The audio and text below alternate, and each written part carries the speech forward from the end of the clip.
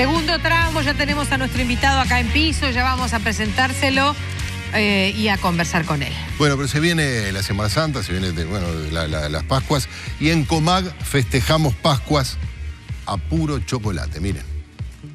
Vení a Comag y encontrá los huevos de Pascuas escondidos en los diferentes pisos de la cooperativa. Sacales una foto y subir al Facebook de Comag, compartilas y dale me gusta. A mayor cantidad de fotos que subas y compartas, tenés más chances de ganar los huevos de Pascuas gigantes. Entre todos los que participen, se sortearán 2 huevos de Pascuas gigantes de 1,3 kg cada uno. Apúrate, anda a Comag. El sorteo se realizará el 11 de abril. Así, pasás estas Pascuas realmente a puro chocolate. Agradecemos la presencia y le damos la bienvenida a nuestro invitado, es el licenciado Jorge Méndez. Está con nosotros porque en su rol de asesor de la Dirección de Educación en Educación Inclusiva nos acompaña en el marco de que con fecha 20 de marzo, ayer nomás, bien que lo podemos decir, el Ministerio de Educación y Cultura junto al Ministerio de Desarrollo Social han llevado adelante una suerte de protocolo que se ha aprobado luego de una actividad previa de índole consultiva con las organizaciones que vienen trabajando oficial y extraoficialmente en nuestro país, en el marco y en el entendido de que las personas que padecen discapacidad tienen derecho a la educación, la reeducación y la formación profesional. Méndez, ¿usted me corrige si yo digo padecen? Sí, bien. Debería corregirle. En realidad padece, responde un modelo médico de la discapacidad, se dice persona con discapacidad o persona en situación de discapacidad en el marco de la Convención sobre los Derechos de las Personas con Discapacidad que instalan el modelo social sobre el tema. Porque la idea es, esta es una situación que tiene en realidad la característica de condición. Exacto, sí, la discapacidad se produce cuando una persona con diversidad funcional se enfrenta a determinadas barreras que le impiden la participación plena y efectiva en los espacios de la vida cotidiana.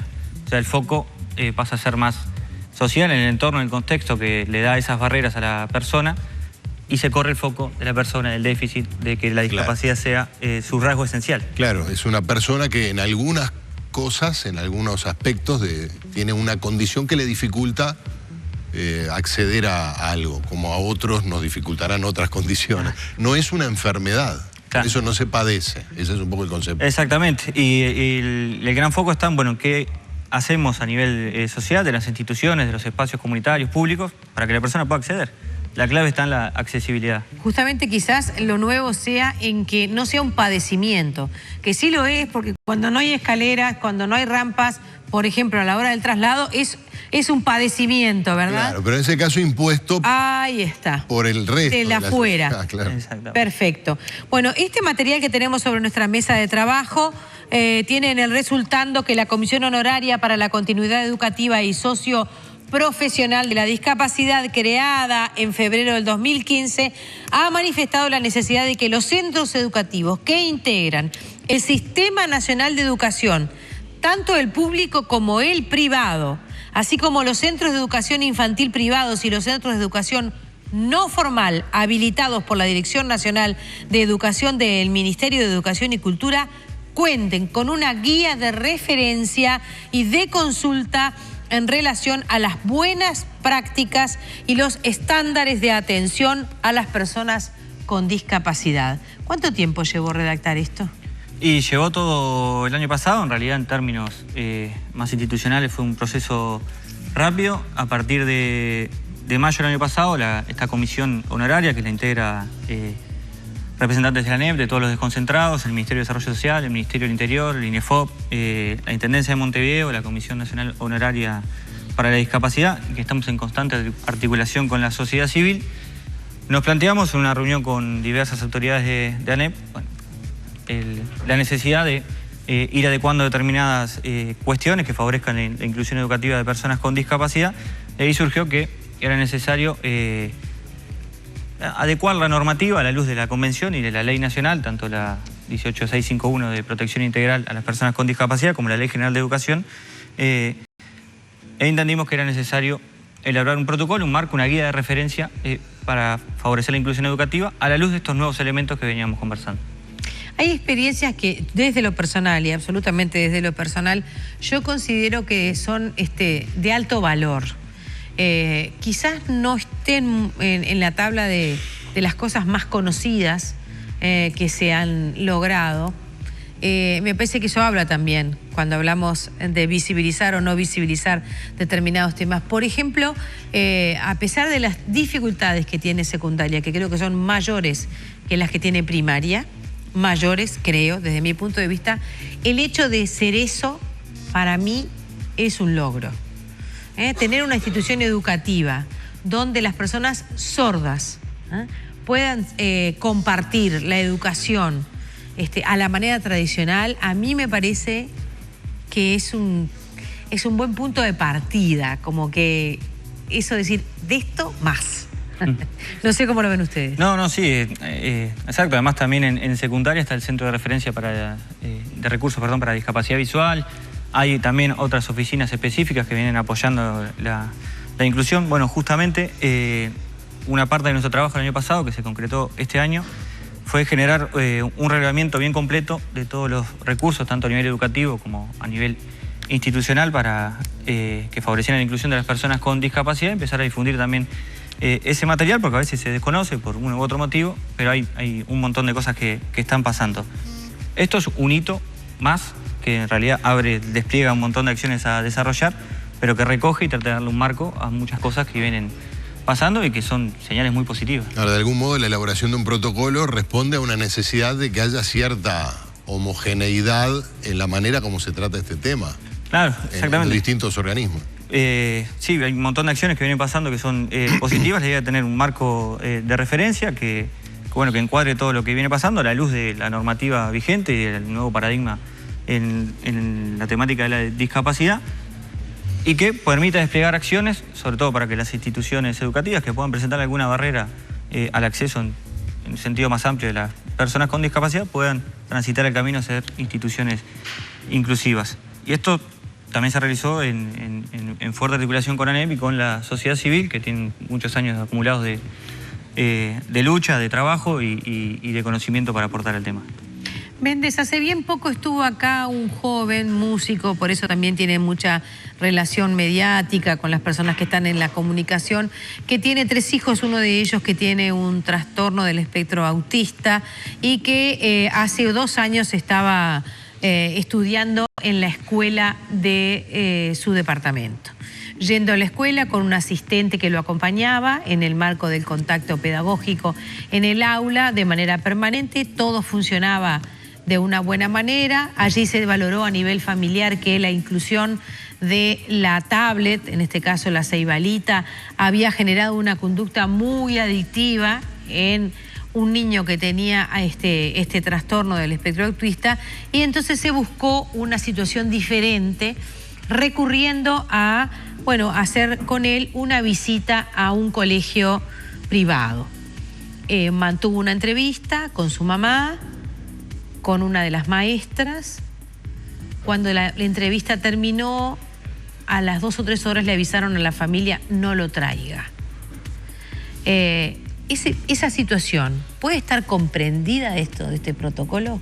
Sí, un poco la idea es esto mismo. Hablamos que hay un montón de acciones positivas, otras no tanto. La idea de generar este documento es que sea un marco de referencia claro de qué estamos hablando cuando hablamos de educación inclusiva, que implica traer lo que dice la Convención de Naciones Unidas y nuestra legislación nacional al respecto, y que sea un marco claro de acción, que a partir de acá se puedan desplegar determinadas acciones que tiendan a minimizar estas situaciones. Sobre todo que hay 2 capítulos importantes que hablan de los apoyos y los ajustes razonables, que son aquellos elementos que deberían estar presentes ante la presencia de una persona con discapacidad en el centro educativo, que le permitieran a él y a quienes trabajan con él, que pueda transitar la propuesta educativa y participar activamente. Obviamente todo esto requiere una planificación, requiere también actualización, acompañamiento de guías y de materiales, pero la idea es que tender a minimizar que pasen esta cuestión y tener canales claros de comunicación y canales claros y marcos de referencia concretos, claros, y que permitan desplegar acciones que eliminen esta... Jorge, estaba leyendo por allí algunas referencias que hacía la directora de Educación, Rosita Inés Ángelo, con respecto a este cambio de paradigma, porque el Uruguay tenía o tiene desde hace ya mucho tiempo instituciones especializadas, es decir, centros educativos a donde se llevaba a las personas con capacidades especiales o con discapacidad. Y eso era un modelo de atención que hoy, por lo que decías, está cayendo o cayó ha quedado un poco atrás. Sí, más que nada a nivel conceptual, creo que igual que el acumulado de esas instituciones es fundamental y hay que capitalizarlo para estos nuevos escenarios que nos estamos planteando. Pero sí, eso responde a lo que hablábamos antes de el modelo médico de la discapacidad, un modelo que imperó, obviamente sigue imperando, viene coexistiendo con el modelo de derechos humanos que clasificaba a la persona en función del déficit, se homogeneizaba la discapacidad, y lo que planteamos desde el modelo social, exacto, el tema está en cómo le permitimos o no a la persona participar de los diferentes espacios y tener trayectorias con autonomía y capacidad de decisión propia. Claro, porque a veces la gente dice, no, si va a un lugar con chicos que no tienen discapacidad es peor porque él se enfrenta a la discapacidad, porque puede ser objeto, además de, objeto de burlas, se puede hacer más visible para él delante de otros chicos su discapacidad. ¿Cómo lo consideran ustedes esta situación? Sí, nosotros también planteamos la necesidad de que se empiecen a crear entornos inclusivos, que además del trabajo en el aula, todo el centro pueda desplegar acciones para favorecer la inclusión. Sí, situaciones de discriminación se han venido dando, se dan, se seguirán dando. También ahí cumple un rol importantísimo la toma de conciencia y la sensibilización de una mirada positiva hacia la persona con discapacidad, como una persona activa y que puede contribuir a la sociedad. Pero igual tenemos muchísimos ejemplos que los niños y los jóvenes generan situaciones de inclusión muy positivas. Lo planteaban el otro día en la conferencia de prensa, que está en una situación específica en un liceo que no había rampa, fue el colectivo de jóvenes que se organizaron y lograron conseguir que ello pasara. O sea que termina redundando en un beneficio para todos. Para todos, incluso para el resto, para el colectivo, ¿no? Sí, claro, exactamente. Estar en un espacio vivenciando la diversidad que es la sociedad, obviamente redunda en los aprendizajes y en la socialización de los estudiantes. Méndez, en este protocolo que ustedes han finalmente aprobado, ¿hay una conducta prototipo? Porque hay situaciones muy diversas desde mi punto de vista. Están los grupos que integran con un ayudante que acompaña a la persona que tiene la discapacidad y que de alguna manera da tranquilidad a las partes, parecería, ¿verdad? Están los grupos que ponen una cuota, hasta tantas personas con discapacidad en un grupo de personas que no tienen, todos tenemos capacidades diferentes, eso está claro, pero creo que es claro el mensaje. Están los que dicen, vamos a integrarlos y que ellos hagan lo que puedan.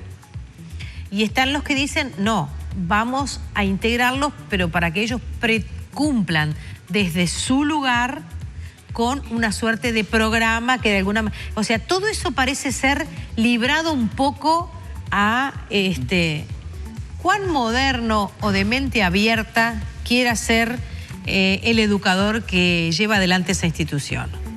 Sí, no hay sobre todo a nivel privado, ¿verdad? Porque a nivel público eso está como más acotado.